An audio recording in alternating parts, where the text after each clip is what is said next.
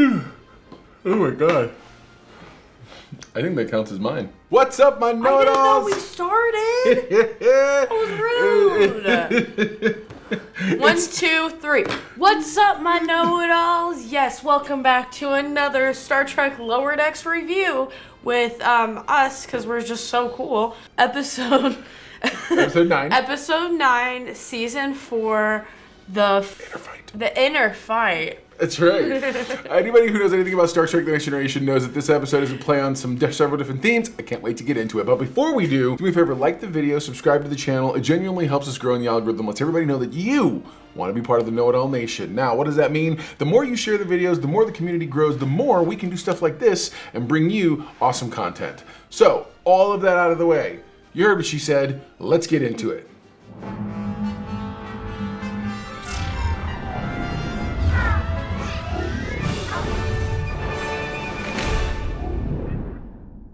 Yeah, I tell you what, man, this was an excellent episode.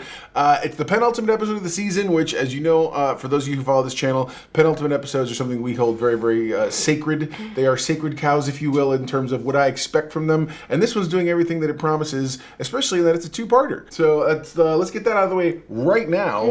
Understand, you're going to get to a to be continued at the very end of it. Now, I would love to see if they do the Majel Barrett style next time on, or previously on Star Trek Lower Decks and see what they do. That'd be awesome. All right. So several things are going on. At the very beginning of the episode, at the end of the day, Beckett is very much, she seems to be on some sort of a suicide run. As in, everything mission she's going on, she's purposely being as dangerous as possible. Her friends are really, really worried about it, to the point that the captain actually calls them in and is like, hey, what's going on? Why is my daughter trying to get herself killed? We also have the return of Spock Girl, as we like to call her, T'Lyn. Can I say something really quickly? Sure. It's so weird that you called her Beckett. Like, obviously, like, yeah, we know that's her first name, but we just always call her Mariner. That's true. Yeah, no, it sounded weird when I said it too. So, sorry. No, you're good. And so we also get several storylines coming together. Specifically, what Starfleet has put them on a mission for is that they have to go track down an Ensign Locarno. Where does that come from? So Locarno is actually the name of an ensign that goes way back to an episode called, I believe it's The First Rule. It was the name of the episode. It was The First Duty. It was a Star Trek Next Generation episode where it involved Wesley Crusher. He was part of this piloting group. Locarno was the leader of the group, and he ended up getting expelled. And so, by the way, he was played by the guy who later on plays Tom Paris. So that was an interesting thing. And so in Voyager, and they did kind of try to retcon him into that role later. This guy was kicked out of Starfleet as a cadet, obviously for that accident. Those of you who pay attention and play along. We have to find Locarno. Who? Mr. Locarno was drummed out of the academy for getting another student killed during a prohibited flight maneuver. And so they have to go track him down because he may have information regarding that mysterious ship that's been destroying other ships, or as we now have learned, is collecting them somewhere, doing something with them. So meanwhile, the group is being sent to a weather satellite. When is repairing an old-ass weather satellite dangerous? Well, at any moment, we could be hit by space debris or a solar flare. Ooh, just look at Sherbal V up there. So many electrical storms. No wonder it needs a buoy. And so while they're there, they get crashed into the planet, but specifically by Klingons. They have managed to teleport themselves down, and you find out on this planet is where all the aliens that have been taken away. I say aliens, that's so racist. But all the other species that have been taken away. And so then Mariner meets this one Klingon. They have a conversation, and this is where the actual crux of the whole thing comes in. Let me get into that. Hold on. So Mariner talks, this Klingon and her get into a fight, and then it starts raining knives from the sky, glass, whatever. It's just the way the hail happens in this world, on this alien planet. That's right. And so what happens is while they're waiting for the storm to come out, the guy's like, I didn't know Starfleet likes to fight, this and that. And he somehow gets out of her that the reason Mariner doesn't want to be promoted is because she was best friends with Ensign Cedo. Why does that name sound familiar to you guys? Ensign Cedo goes back to the namesake of this show, the Next Generation episode, Lower Decks. The whole point of the episode is an ensign or someone in the lower decks doing something bigger than their station. It shows that those who are at the bottom, and this is where we get a lot of the facts that this show has folded into in terms of who they are. I have a feeling that when Mike McMahon sold this show, or when he pitched this show, I have a feeling he talked about this episode. The episode titled Lower Decks from Next Generation. Anyways, in that episode, Cedo goes on the Enterprise. She's trying to rebuild herself. She managed to petition to get back into Starfleet, and she's doing her best to fight along to try to say, I wanna be this. And Picard seems to be unusually hard and difficult on her about it until finally she fights, she tells him off, and he goes, okay, I just wanted to be sure. And then he pulls her into this secret mission. The mission ultimately finds her she ends up sacrificing herself to save the away mission. And that was the lesson that she should have learned in First Duty, which is you put your team, you put them first. And you work, everybody puts each other first in order to help the mission and everything else.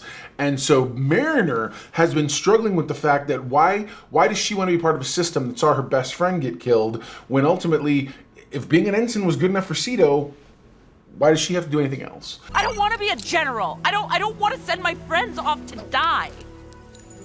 I just want to be an ensign.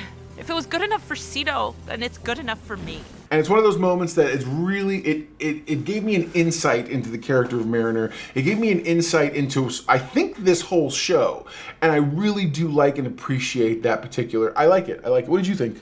I thought she was being very vulnerable. I thought that, like, because she was like, oh, well, like, both of us are going to die anyway. And I feel like she was doing some risky actions or whatever. Yeah.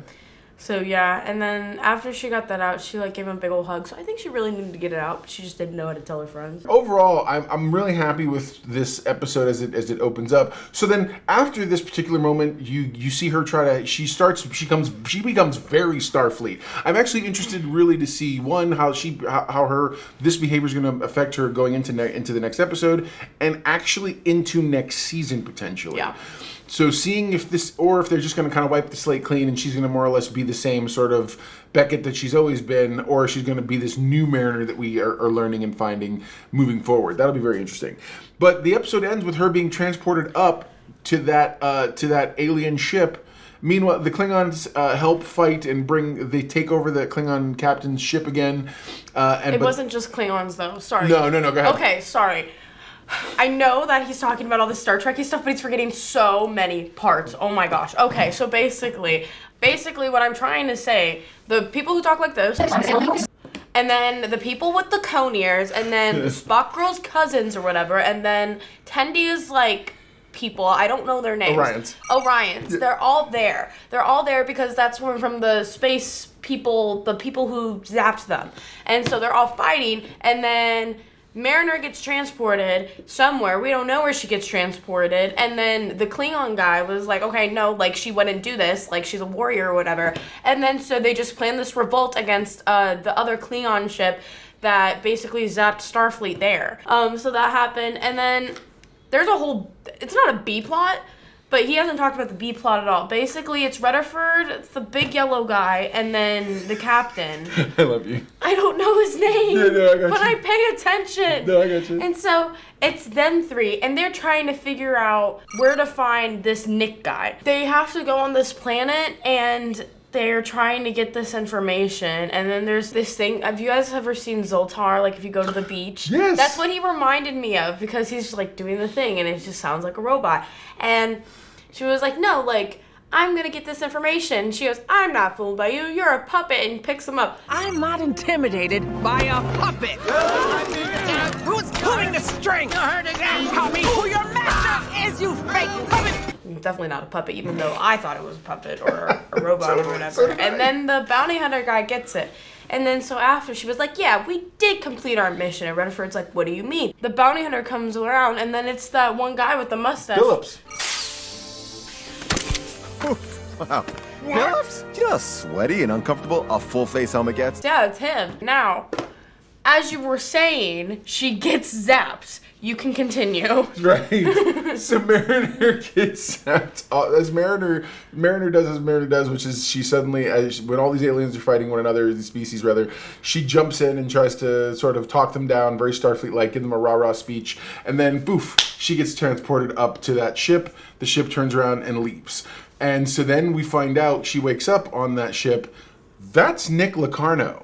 Dun dun dun. That's right, and he's pulling her in. He's like, yeah, we're gonna cause all kinds of trouble and this and that, and that's where the episode To Be Continued shows up. Nick? What the hell are you doing here? We're gonna cause some trouble together. So there you go. Now you know, and if knowing's half the battle, you're halfway to being a know-it-all yourself. What's the know-it-all index rating for us? 9. That's right, 9.0 out of 10. Yeah, man, I enjoyed it. I thought it was a good episode. Probably one of the best of the season so far. Oh yeah, absolutely. Yeah, and it felt. I feel like they've really taken. Again, I feel like we've revealed the heart of this series, and so it's going to be interesting to see how. Only they took us move 4 past this. seasons. Yeah, that's Sorry. it. No, for real. So, anyways, comment below. Let us know what you thought of the episode. Did you like the reveals that showed up? Do you like, as a Star Trek fan, those of you who are longtime Star Trek fans like me? Do you like the way they've woven the entire storyline together? I know I did. Sometimes it can feel like this stuff makes the universe smaller, and you're like, oh, did they really need to? But I feel like this worked, especially because it harkens back to that TNG episode Lower Decks. So, yeah, any other final thoughts? Why was she the only one who got it? Wait, she didn't get expelled, right? She got demoted. No, she was expelled, but she petitioned to have her to be brought back, and they brought her back, and they brought her back a certain way. Was Picard the one who brought her back or no? He helped. She didn't know that until she finds that out when he finally tests her. That's when she finds out that it was him. But everyone else did not try to fight that back. Nope. No, she was the only one. Yeah. Cool. Do you think we'll see an animation of her just like, I'm always here?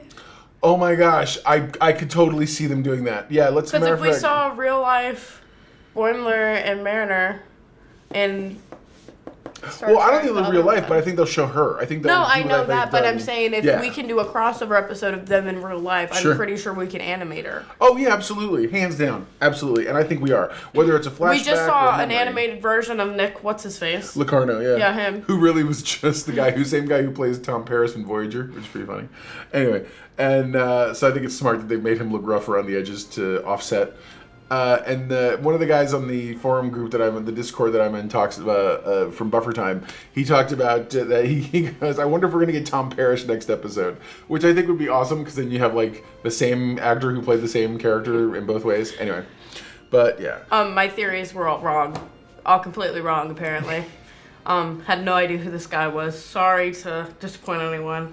That's hilarious. So wrong. Nice. All right, guys. We'll talk to you very soon. Never forget. Everyone loves a know-it-all. Bye, guys.